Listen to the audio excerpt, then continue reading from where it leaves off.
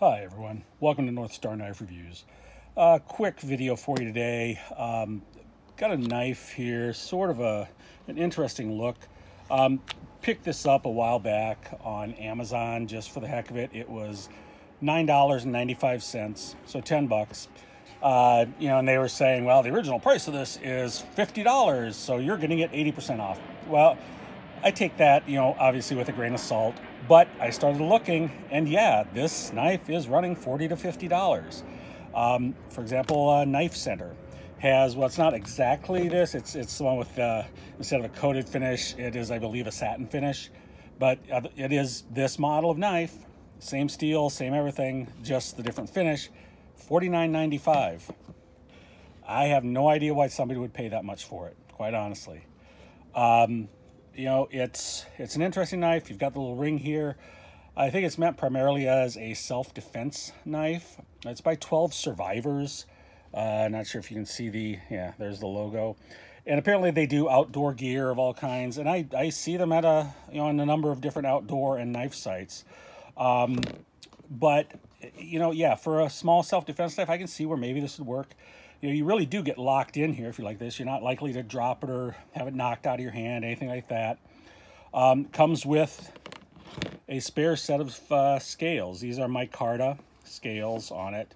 Not really sure why you need an extra set. You can take these off and use it just as a skeletonized knife.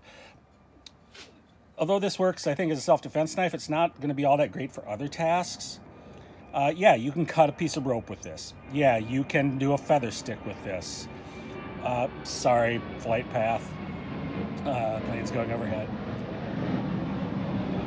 You can do things with this. It's just not going to be nearly as pleasant or efficient as doing it with a knife that's more made for that. I mean, you've got this part here. You've got a lot of area that won't touch a flat surface. Not my style, but hey, at 10 bucks, yeah, maybe even 15, but 50, not a chance. Here's the retention system. Lot of rattling, and I'm gonna have to get out of frame here for a second, but it falls out if you give it much of a shake. Why would I want that? Okay, I mean, keep these extra scales. Spend a little more money on a decent retention system. This is absolutely unacceptable. It's meant to be either a neck knife. They advertise it as. I would not carry this around my neck. It's going to fall out and cut you.